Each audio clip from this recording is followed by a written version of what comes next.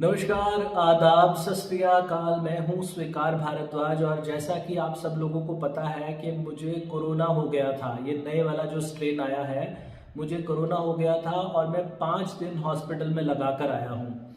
तो बहुत सारे लोग इस वक्त देश में कोरोना का ये जो नया स्ट्रेन आया है इससे प्रभावित हैं, परेशान हैं। लोग जानना चाहते हैं कि होता क्या है जब ये कोरोना होता है। तो मैं अपने अनुभव से आप लोगों को बताना चाहूँगा। वो बताने से पहले पहले आप सब लोगों का धन्यवाद करना चाहता हूँ कि आप लोगों ने इतनी ज़्यादा मुझे दुआएं दी कि मेरी कोरोना की जो रिपोर्ट है वो नेगेटिव आ गई है और अभी मैं रिकवर कर रहा हूँ बहुत ज़्यादा। तो इस दौरान मैंने क्या अनुभव किया, ये जो नए वाला स्ट्रेन आया है ये बहुत खतरनाक है, पहले से काफ़ी ज़्यादा खतरनाक है।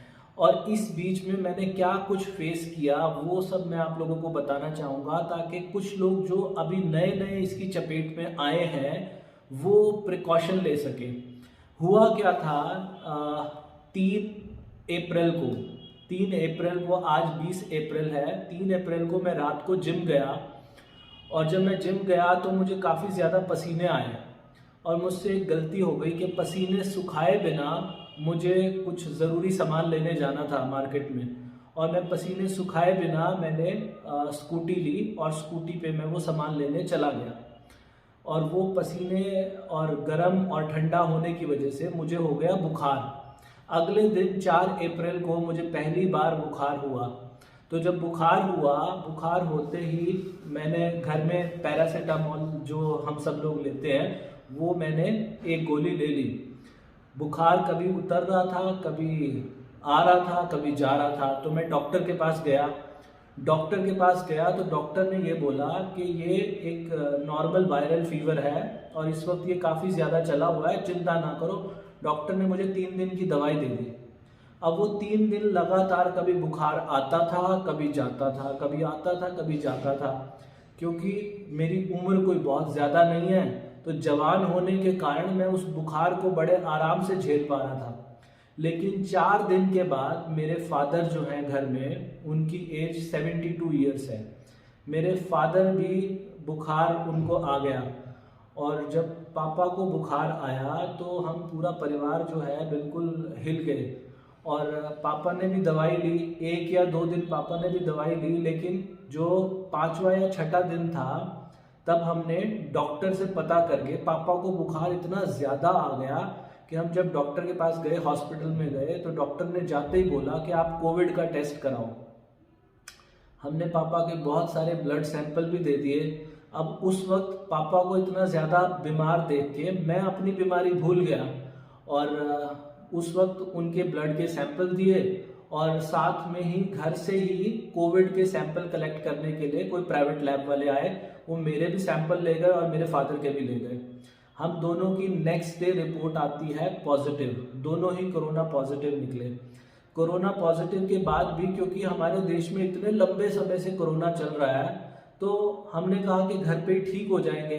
दोनों ही ट्रीटमेंट लेते रहे। डॉक्टर जो बेस्ट डॉक्टर थे पानीपत के, उनसे हमने फ़ोन पे बात की और वो फ़ोन पे हमें टेलीफोनिकली बताते रहे, व्हाट्सएप पे सारी दवाइयाँ बताते रहे, वो दवाइयाँ लेते रहे। मेरे फादर को, क्योंकि मुझसे 3 या 4 दिन बाद बुखार हुआ था, मेरी हालत ख़राब होनी शुरू हो गई। मेरे फादर का तो बुखार नीचे आ गया था, लेकिन मेरा जो बुखार था वो हर रोज़ ही मुझे बुखार होने लगा। तो मैं पहले 5 दिन तो वैसे ही चल गए, उसके बाद के भी 5 दिन जो थे वो जैसे तैसे मैंने बुखार के अंदर निकाल ही दिए। लेकिन एक समय ऐसा आया, मुझे इतनी ज़्यादा ठंड लगती थी, बहुत ज़्यादा ठंड लगती थी और बुखार उतरने का नाम ही नहीं लेता था। गीली पट्टियाँ रखनी पड़ती थी। मेरे जो बड़े भाई साहब हैं उन्होंने मेरे माथे पे गीली पट्टियाँ रखी और जो पैरासीटामोल की एक तो होती है 500 mg और एक उसके अंदर आती है डोलो 650 mg। वो डोलो 650 mg लेने के बावजूद भी थोड़ी देर के लिए बुखार उतरता था, लेकिन फिर बुखार ही नहीं उतरता था। और लगभग इसे चलते चलते 10 दिन हो गए थे। 10 दिन के बाद ऐसी नौबत आ गई थी कि मुझसे कुछ भी खाया नहीं जा रहा था। जो कुछ भी चाहूँ मैं, अंदर जाता ही नहीं था। खाने के बारे में सोचा भी नहीं जाता था कि कुछ भी खाओ, मन में सोचने से भी ऐसा लगता था जैसे उल्टी आ जाएगी। तो बहुत हालात खराब हो गए थे। और उधर से मेरी सिस्टर मेरे फादर का पता करने आई थी, अपने ससुराल से यहाँ पर आई पता करने, तो उनको भी बुखार हो गया और उन्होंने अपने घर जाके चेक कराया तो वो भी कोरोना पॉजिटिव निकली। लेकिन सिस्टर जो है वो बिना हॉस्पिटल जाए रिकवर हो गई। 10 दिन के बाद मेरी ऐसी हालत हो गई, एक समय ऐसा आ गया जब मुझे लगा कि अब तो मैं शायद चला जाऊंगा ये दुनिया छोड़ के। ये बहुत बड़ी बात कह रहा हूँ, लेकिन हालात मेरे बहुत ज़्यादा ख़राब हो गए थे। तो फिर ऐसे समय में मुझे हॉस्पिटल में एडमिट कराया गया। जब हॉस्पिटल में एडमिट कराया तो वहाँ जाकर जिस तरीके की दवाइयाँ डॉक्टर्स ने दी, वहाँ पर डॉक्टर्स ने, अब मुझे सब दवाइयों के नाम तो नहीं पता, मुझे यहाँ पर कैनेला लगा हुआ था और उसमें बहुत सारे इंजेक्शन्स लगाए जाते थे और साथ में खाने के लिए भी एक साथ कभी 10 गोलियाँ दी जाती थी, कभी 6 गोलियाँ दी जाती थी खाने के लिए मेडिसिन की। तो बहुत सारी दवाइयाँ लेने के बाद मेरा बुखार जो था वो उतरने लगा और मुझे ऐसा लगा कि मैं बिल्कुल ठीक हो रहा हूँ। तो 2-3 दिन मैं हॉस्पिटल में रहा, मैं ठीक हो गया। उधर से पीछे से मेरे फादर की तबीयत खराब होने लगी, तो मेरे फादर को भी एडमिट कराया गया हॉस्पिटल के अंदर।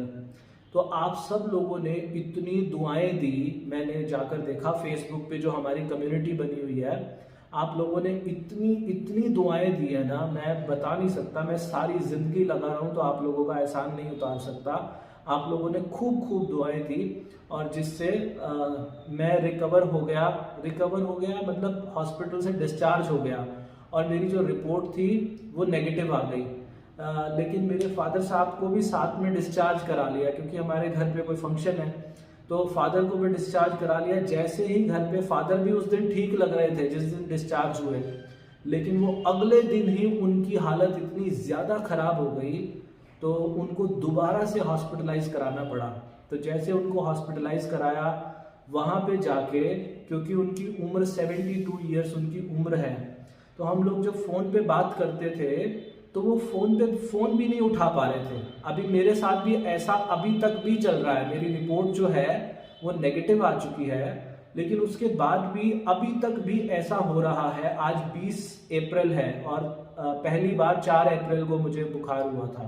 तो आज भी ऐसे हालात हैं कि फ़ोन बजता रहता है कई बार और फ़ोन मैंने साइलेंट पे किया हुआ है तो फ़ोन उठाने का मन नहीं करता। और मेरे फादर को अब दोबारा से डिस्चार्ज मिल गया है हॉस्पिटल से, लेकिन उनके भी हालात ऐसे हैं कि वो कुछ खा पी नहीं पा रहे हैं।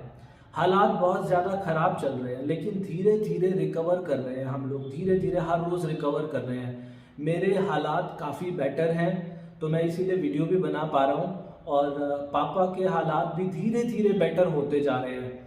तो लेकिन मैं ये वीडियो क्यों बनाना चाह रहा हूँ, मैंने ये वीडियो इसलिए बनाई, आपको लोगों को डराने के लिए नहीं बनाई। मैं सिर्फ ये पिछली वीडियो में भी मैंने बताया था और आज फिर बता रहा हूँ कि मुझसे सबसे बड़ी मिस्टेक जो हुई थी ना, कि मैंने जो अपना सैंपल दिया और पापा का भी जो सैंपल गया वो 6 या 7वें दिन सैंपल गया। तो 6-7वें दिन हमें रिपोर्ट का पता चला कि हम पॉजिटिव हैं। अगर यही बात पहले दिन पता चल जाती, जब मैं हॉस्पिटल में एडमिट था और पापा भी मेरे साथ वाले बेड पे थे, तो जब हम हॉस्पिटल में एडमिट थे मैंने क्या देखा, वहाँ पे बहुत सारे लोग ऐसे हैं जिनको बुखार नहीं था, उनको सिर्फ खांसी थी, लेकिन वो कोरोना पॉजिटिव थे। बहुत सारे लोग ऐसे थे, ना ही उनको खांसी थी ना ही उनको बुखार थी, उनको लूज मोशन लगे हुए थे और उनको वो कोरोना पॉजिटिव थे। बहुत सारे लोग ऐसे हैं जिनकी आंखें पानी वाली लग रही हैं, ऐसा लग रहा है जैसे उनको कोल्ड हुआ हो, और वो कोल्ड वाले लोग वो भी कोरोना पॉजिटिव हैं। लेकिन इस सब में समझने की बात ये है कि भले ही आप हॉस्पिटल में एडमिट ना हो, अगर मुझे ये बात पहले या दूसरे दिन पता चल जाती कि मैं कोरोना पॉजिटिव हो चुका हूँ, तो शायद मैं डॉक्टर से जो ट्रीटमेंट जो मैंने इतनी बाद में लिया, वही ट्रीटमेंट अगर शुरुआत में मिल जाता तो ये बात इतनी ज़्यादा बढ़ती ही ना। तो मैं आप लोगों को बार बार इस वीडियो के माध्यम से ये कहना चाहूँगा, किसी को भी हल्के से भी सिम्टम है ना, तो सबसे पहले कोरोना का टेस्ट करा लो। कोरोना का टेस्ट गवर्नमेंट के हॉस्पिटल्स में बिल्कुल फ्री है। प्राइवेट हॉस्पिटल में भी सरकार ने जो रेट रखा हुआ वो शायद 699 रुपये रखा हुआ है, इससे ज़्यादा कोई नहीं ले सकता। तो आप पहले तो सबसे पहले अपना टेस्ट करा लो और टेस्ट कराने के बाद भी अगर आप पॉजिटिव मिलते हो, देखो मेरे साथ एक समस्या क्या हुई, जब बुखार इतने दिन तक नहीं उतरा तो इसमें क्या होता है, कंफ्यूजन इन ब्रेन हो जाता है। कंफ्यूजन इन ब्रेन मतलब दिमाग काम करना बंद कर जाता है, बिल्कुल मतलब समझ में नहीं आता। आंखें खुली है, एक जगह देखता जा रहा हूं कि क्या हो रहा है। तो ऐसी नौबत तब आती है जब हम बहुत दिन तक लगातार बीमार रहते हैं ना, तो इतना लंबा नौबत ही नहीं आएगी। बार बार इंटरनेट के ऊपर आप देखोगे ना, वीडियो चल रही है, हर एक इंसान अपने घर पे वो जो नेबुलाइजर होता है स्टीम लेने के लिए जो आता है, वो अफोर्ड कर सकता है। वो 250 या 300 रुपए का आता है। अगर वो नहीं भी है तो पतीले में पानी गर्म करो और भाप, हर रोज कुछ भी हो जाए भाप जरूर लो, गर्म पानी कुछ भी हो जाए जरूर लो। पीने के लिए नारियल पानी जरूर पियो, खाने में कीवी जरूर खाओ। ये मुझे जब बुखार हो गया था ना, जब कुछ भी नहीं खाया जा रहा था, तब कीवी एक ऐसी चीज थी और सेब एक ऐसी चीज थी जो जबान के ऊपर रखी जा रही थी, मैं खा पा रहा था। तो कीवी, नारियल पानी और सेब, ये सब चीजें आप जरूर लो। और उसके अलावा स्टीम आप बार बार लो। और ये जितना भी कोरोना है ना, ये बलगम के माध्यम से हमारे अंदर टिकता है, तो इसको बाहर निकालिए। और बहुत सारे लोग ऐसे हैं जो ये सोच रहे हैं कि ये कोरोना वगैरह कुछ नहीं है, ये सरकार सिर्फ अपनी वैक्सीन लोगों को लगवाने के चक्कर में टीवी पे ऐसी न्यूज आ रही है। कभी मुझे भी ऐसी भ्रांति हुई थी, लेकिन एक्चुअल में ऐसा नहीं है। भगवान ना करे किसी के भी साथ उस तरीके की नौबत आई जैसे मेरी आई है। तो मैं तो अब आप सबकी दुआओं से रिकवर हो गया, मेरे फादर भी रिकवर होते जा रहे हैं और मेरी सिस्टर भी रिकवर हो रही हैं। लेकिन मैं ये जरूर कहूँगा आप लोगों से कि किसी के साथ भी शुरुआत के दौर में ही अगर ये दिक्कत आए ना, आप खूब स्टीम लीजिए, खूब गर्म पानी पीजिए और अपना खाने पीने पे शुरुआत में ध्यान दीजिए और अपने आप को आइसोलेट रखिए जी। और लोगों को बिल्कुल संपर्क में मत आने दीजिए। मुझे याद है जब मुझे बुखार था ना, तो मेरे फादर ने कहा इधर आ जा, तो मैंने उनको बोला था कि नहीं पापा मुझे बुखार है। लेकिन उस वक्त तो ये अंदाजा ही नहीं था ना कि ये कोरोना होगा।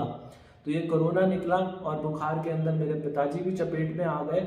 और जब अपना कोई तकलीफ में होता है ना, तो बहुत ज़्यादा दिल दहल जाता है। तो मैंने आप लोगों के साथ ये अनुभव इसीलिए शेयर किया। देखो मेरे घर में पहले भी कोरोना हो चुका है, मेरे बड़े भाई साहब को हो चुका है। मुझे तब नहीं हुआ, तब मैं उनके बहुत नज़दीक आया था। मेरे जीजा जी को हो गया था और वो बेहोश हो गए थे। मुझे तब भी कोरोना नहीं हुआ, मैंने उनको गले लगा के उठाया था इस तरीके से, तो मुझे तब नहीं हुआ। लेकिन जब होना है ना, तो वो किसी को भी हो जाएगा। इस वक्त जहां बात कर रहे हैं ना, किसी से भी मेरी फोन पे बात हो रही है तो देख रहे हैं किसी को खांसी है, किसी को कोई प्रॉब्लम है, तो आप लोगों से मेरा एक निवेदन है कि अपना ध्यान रखो और खूब ध्यान रखो एक दूसरे का। सब लोग एक दूसरे की मदद करो। ये एक ऐसा समय है कि जब हम सब लोगों को एक दूसरे की मदद की जरूरत है। समाज का भला हो, आप सबका भला हो। तो वीडियो अगर आप लोगों को ऐसा लग रहा है कि लोगों के काम किया, डरना बिल्कुल भी नहीं है, जरा भी मत डरना। क्योंकि जितना हौसला बनाए रखोगे ना, जितनी बनाए रखोगे, उतना ज्यादा आप लोग इस बीमारी से लड़ पाओगे। तो अंदर से हिम्मत बनाए रखो और हिम्मत के साथ इसका मुकाबला करो। भगवान आप सबका भला करे। God bless you, take care, bye bye.